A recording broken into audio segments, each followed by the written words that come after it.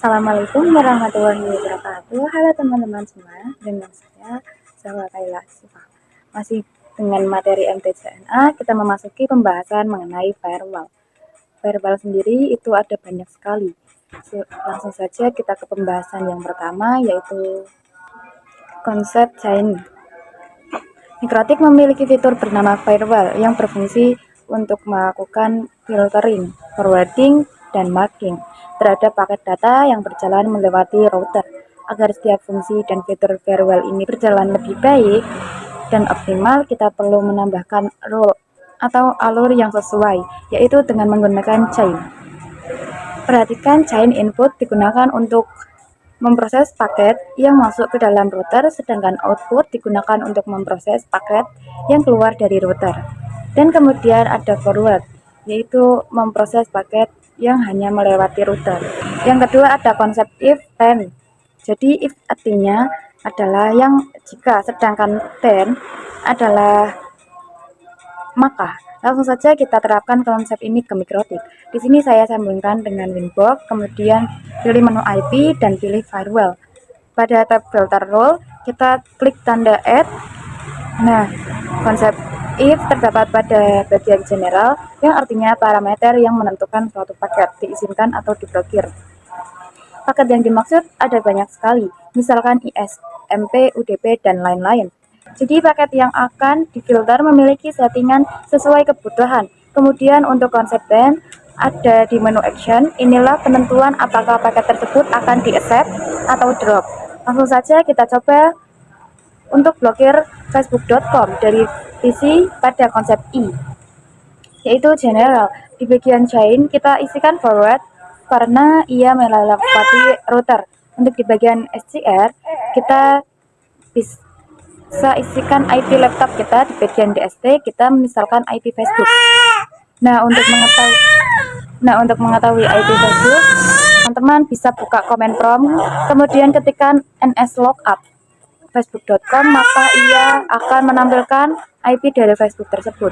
Nah, di sini saya mendapatkan IP 157.240.208.35 karena IP facebook.com itu adalah HTTPS, maka untuk paketnya kita pilih TCP.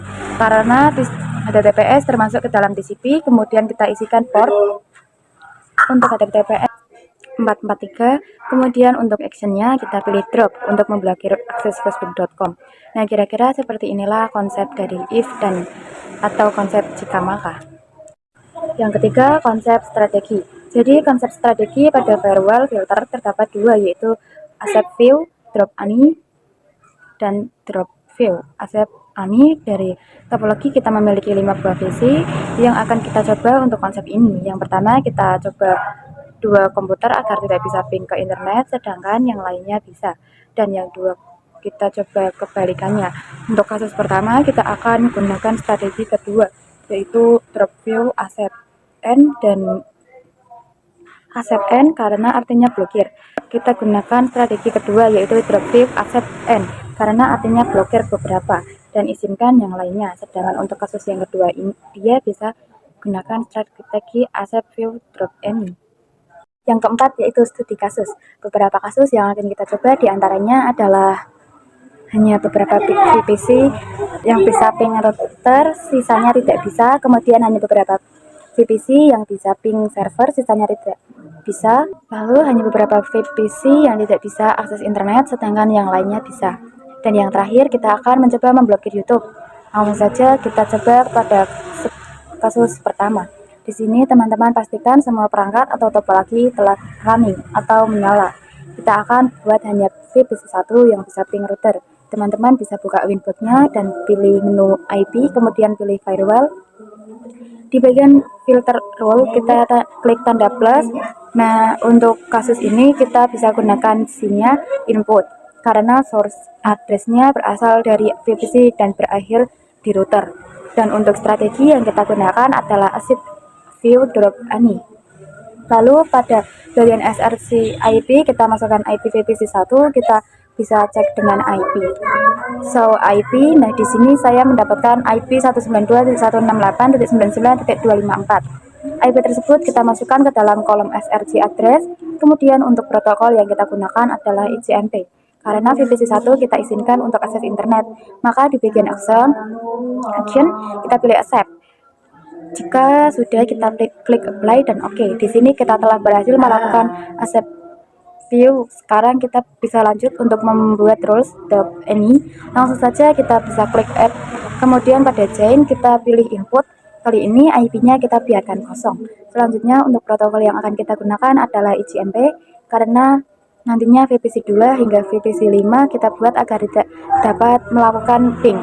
Lalu pada bagian action kita ubah menjadi drop. Klik OK. Di sini kita bisa melakukan pengujian. Teman-teman bisa buka terminal VPC 1, kemudian klik ping IP routernya yaitu 192.168.99.1. Nah, di sini ia berhasil ping. Selanjutnya kita akan coba pada VPC 2, ketikkan ping IP routernya.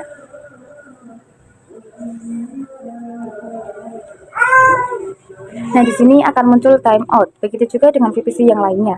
Lalu bagaimana jika kita ingin VPC 1 dan 2 lah yang dapat melakukan ping router, sedangkan yang lain tidak bisa? Maka teman-teman hanya perlu menambahkan rules untuk VPC 2. Kita masuk ke studi kasus yang kedua. Tapi sebelum itu saya akan menambahkan sebuah server ke dalam topologi. Kita klik kanan lalu pilih mode. Di sini kita akan gunakan VPC untuk namanya. Kita ubah menjadi server, begitu juga dengan icon. Di sini kita cari icon server, klik select, dan untuk description juga saya ubah menjadi server.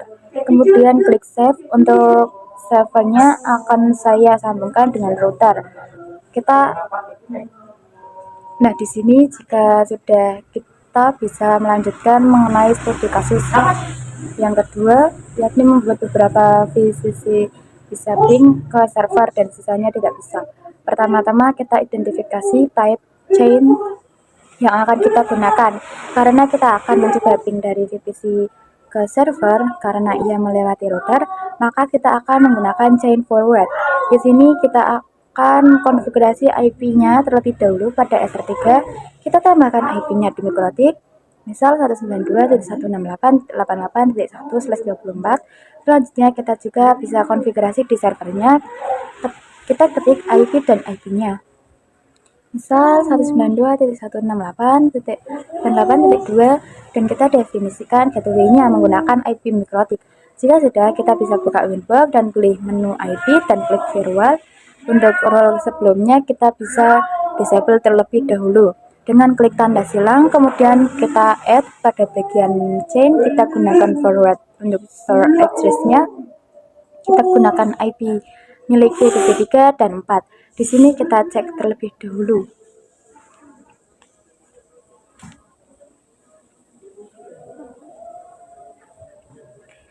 Tetapi yang kita dapat bisa langsung diisikan saja di sini. Nah, kemudian kita definisikan address-nya menggunakan IP milik server yaitu 192.168.88.2. Pada bagian protokol kita gunakan ICMP. Selanjutnya pada menu action kita ubah menjadi accept. Jika sudah, klik apply, kemudian klik copy. Nah, untuk menambahkan rules VPC 4 di bagian src address kita ubah menjadi milik VPC 4. Jika sudah teman-teman bisa klik apply dan oke. Berikutnya kita akan buat rules dropnya, klik add. Nah, untuk chain masih sama, kita pilih forward. Di bagian address kita kosongkan saja. Dengan untuk address isikan IP server, kemudian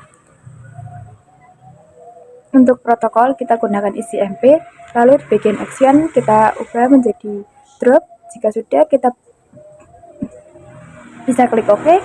Di sini kita akan melakukan pengujian di VPC 3. Terlebih dahulu kita ketikkan ping IP servernya. Nah, di sini bisa ya, maka secara otomatis VPC 4 juga akan berhasil jika di ping. Di sini saya akan langsung coba pada VPC lain yang terblokir. Misalkan pada VPC 2 kita ping IP servernya, perhatikan di sini ia muncul timeout. Studi kasus yang ketiga yaitu Kita akan membuat VPC 2 dan VPC 5 agar tidak dapat mengakses internet dan lainnya kita bisa akseskan pada kasus ini. Kita akan gunakan strategi drop view accept ini. Sedangkan untuk teksinya yang akan kita gunakan adalah forward. Langsung saja kita konfigurasikan di Winbox, buka menu IP dan firewall. Di sini konfigurasi sebelumnya sudah saya disable. Kemudian kita akan klik add pada general. Kita definisikan isinya di bagian chain, ubah menjadi forward, dan untuk source address kita isi dengan IPv4 2, dan di bagian DSP kita kosongkan saja. Dan pada bagian protokol kita pilih ICMP, dan di sini kita isi di bagian out interfaces, pilih interface yang mengarah ke ISP, yaitu internet 1, ether 1, kemudian pada bagian then atau action kita pilih drop. Jika sudah, kita klik apply dan klik copy. Kita ubah IP-nya menjadi milik VPC 5, kemudian kita bisa klik apply dan OK. Kita tambahkan rules untuk accept ini. Di sini teman-teman klik add, lalu pada bagian chain pilih forward, bagian IP kita kosongkan. Selanjutnya untuk protokol pilih ICMP dan out interface pada ether 1, dan di bagian action kita pilih accept. Jika seperti ini, apply dan OK. Lalu lakukan pengujian. Kita lakukan di VPC 2 terlebih dahulu, ketikkan ping 8888. Nah, jika muncul output seperti ini, maka ia sudah tidak mendapatkan akses internet. Maka secara otomatis VPC 5 pun tidak memiliki aksesnya. Sedangkan di sini kita coba di VPC 1, kita ketik ping google.com dan ping 8888.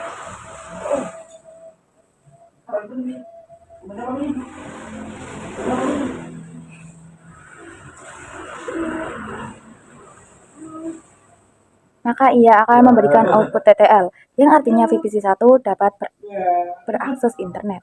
Lanjut ke studi kasus yang keempat.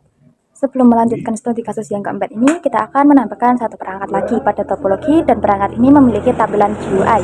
Teman-teman bebas menggunakan vendor mana. Di sini saya akan gunakan Linux, dan klik kanan dan pilih node. Kemudian teman-teman bisa klik Docker IO. Untuk image saya gunakan Linux Ubuntu desktop. Lalu di bagian icon saya ubah menjadi desktop Linux. Jika sudah, kita bisa klik select, kemudian centang di bagian DHCP ether 1 dan pada bagian primary console ubah menjadi RGB. Jika sudah, kita save, kita scroll lagi dan klik start. Kalian di sini bisa klik start Linux desktopnya, lalu sambungkan dengan switch. Nah, di sini kita sudah selesai dengan topologinya. Dengan begitu, kita bisa melanjutkan studi kasus yang keempat ini, yaitu memblokir akses YouTube.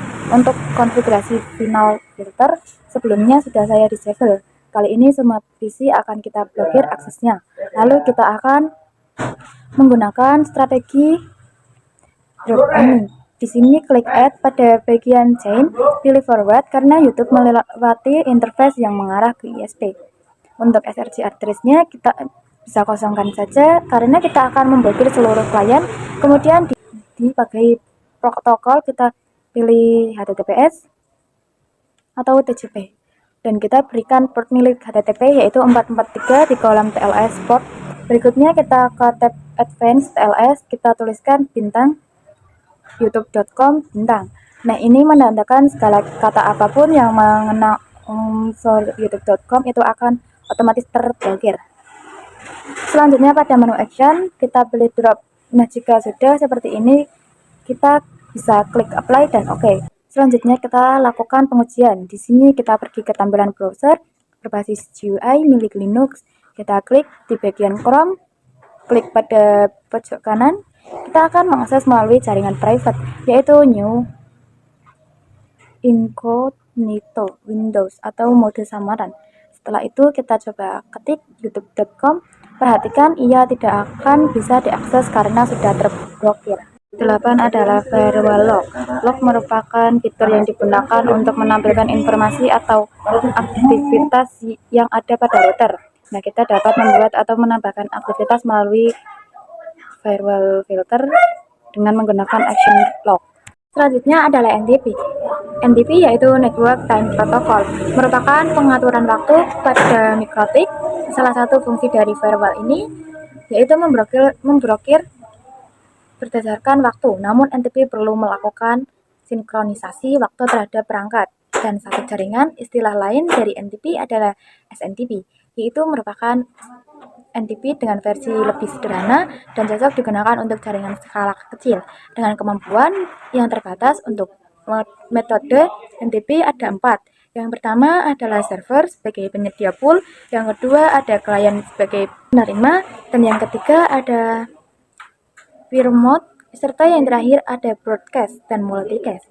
Oke, langsung saja kita ke praktiknya. Pada Winbox, buka menu IP, sistem, dan pilih menu SNTP client. Pada bagian enable, kita checklist, lalu di bagian primary NTP servernya kita isi dengan time Indonesia, yaitu 0.id.pool.ntp.org. Kemudian untuk secondary kita isikan sama, namun bedakan pada angkanya, yaitu 1. Kemudian kita klik apply dan pada bagian model akan berubah menjadi unicast. Selanjutnya bisa kita lakukan perubahan waktunya sesuai dengan negara kita. Pada menu sistem lalu clock, pada time kita isikan saja Asia atau Jakarta. Kemudian klik apply. Nah, di sini secara otomatis waktunya akan berubah. Selanjutnya kita akan login YouTube. Di sini kita ke menu firewall. Pada bagian role terakhir kita double klik. Kemudian pada tab extra bagian time kita isikan jam 9:10 misalkan, maka kalian bisa mengaksesnya pada jam tersebut saja. Kemudian di sini ada pilihan hari. Di sini saya centang semua saja. Lalu kita lakukan pengujian. Karena saat ini sudah jam, maka pastikan aksesnya terblokir. Nah, di sini saya ketikkan youtube.com, maka dia akan muncul loading dan tidak dapat diakses. Yang ke-10, konsep address list. Firewall address list ini adalah cara menjadikan IP address menjadi satu nama address. List juga bisa sebagai action rules firewall, yaitu untuk bisa menentukan address mana saja yang ingin kita pindahi dan masukkan ke dalam list. Untuk caranya kita bisa ke menu IP, lalu firewall, dan memilih tab address list. Misalkan terdapat klien nakal, maka di sini bisa kita tambahkan saja list tersebut. Kita tuliskan identifikasi klien tersebut, misal di sini klien underscore nakal, dan untuk IP-nya misalkan 192.168.1.10. Kalau kita klik apply dan OK, kemudian misalkan ada sekelompok klien nakal dalam satu network, maka kita klik add, kemudian kita beri nama klien nakal. Kemudian di bagian IP tuliskan range IP-nya misalkan 1.50 hingga 1.60. Maka nanti IP yang termasuk dalam range ini aksesnya dapat kita atur. 11. Address list. Untuk firewall filter fitur address list dapat dimanfaatkan untuk penerapan firewall filter dibandingkan dengan kita membuat rule satu persatu. Maka akan lebih mudah jika menggunakan fitur ini. Langsung saja kita coba pada Winbox di bagian filter rule, kita enable kembali rule semuanya. Kita akan gunakan salah satunya. Nah, karena sebelumnya pada PVC kita menggunakan DHCP, maka sekarang kita akan setting secara statik. Kita akan gunakan range IP-nya 99.31 hingga 35. Cara berurutan di sini saya ubah dulu satu persatu.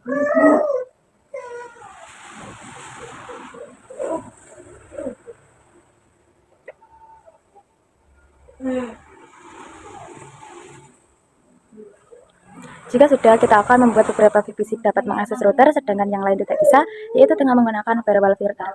Di sini kita buat terlebih dahulu address listnya, kita berikan nama approve. Untuk di bagian address, kita berikan range IP-nya. Di sini saya gunakan IP VPC 1 dan 2, yaitu 31 hingga 32.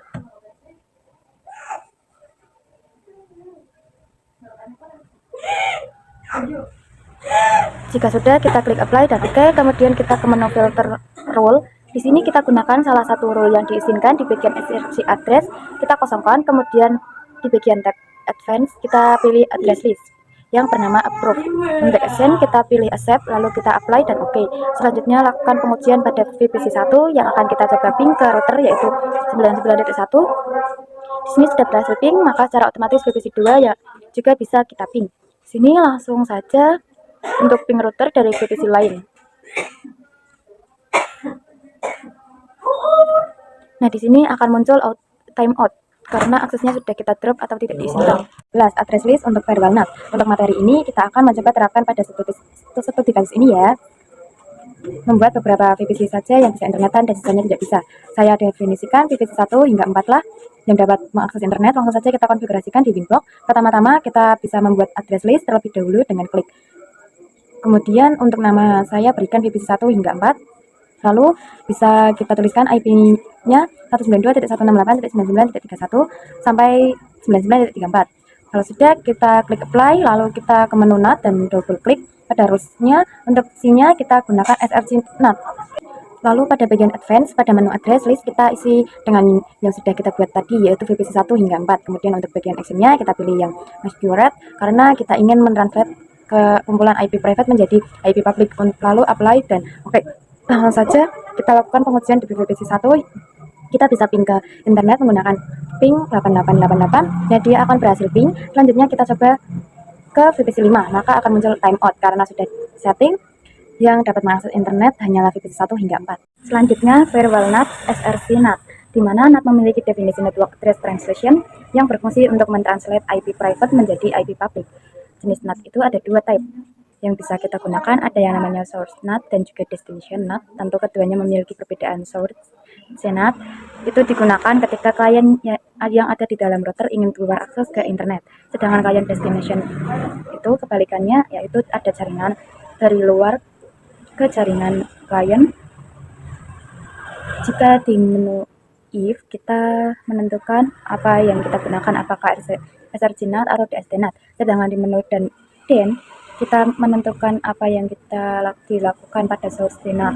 Actionnya bisa kita gunakan atau dua macam, yaitu masquerade yang digunakan untuk menghubungkan jaringan lokal ke internet menggunakan IP public dynamic, dan src NAT yang digunakan untuk menghubungkan jaringan lokal ke internet menggunakan IP public static. Untuk action src NAT mudahnya adalah kita mengubah IP private menjadi IP public secara manual dengan menambahkan IP public tersebut di bagian menu to address. Selanjutnya firewall NAT, DST NAT atau destination NAT dapat digunakan ketika klien internet ingin mengakses jaringan lokal. Kita untuk membantu pemahaman di sini saya akan mengembangkan topologi terlebih dahulu, yaitu menambahkan web server Apache untuk perangkat Linux. Di sini saya matikan terlebih dahulu, kemudian saya delete. Kita bisa klik kanan lalu pilih node, dan di sini saya akan gunakan perantara Docker. Untuk image kita akan gunakan Apache. Di sini di bagian nama saya definisikan dengan nama web server, dan di bagian icon saya akan gunakan server. Dan di bagian Ether 1 static IP saya isikan 192.168.99.40 agar ia satu network dengan IP mikrotik di Ether 2. Dan di bagian default isikan 192.168.99.1 dan di bagian DNS kita 8888. Nah, selanjutnya pada primary console pilih telnet dan di secondary console pilih SSH. Jika sudah, kita klik save. Setelah itu kita start dan sambungkan dengan switch. Di sini saya jalankan terminalnya.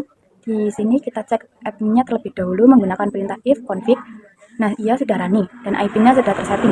Kemudian kita coba pilih internet. Di sini ia masih timeout karena sebelumnya kita konfigurasi firewall hanya VPC tertentu yang dapat mengakses internet. Maka dari itu kita bisa tutup terlebih dahulu. 15. DST NAT action DST NAT. Setelah kita mempersiapkan topologinya, kita akan membahas mengenai action DST NAT. Namun dengan melakukan praktek. Langsung saja kita coba pergi ke menu IP, kemudian firewall, dan di sini kita tambahkan role baru. Role ini digunakan jika ada rangkaian yang terhubung ke internet dan dia ingin mengakses ke web server, maka dia menggunakan IP public mikrotik yang sudah static.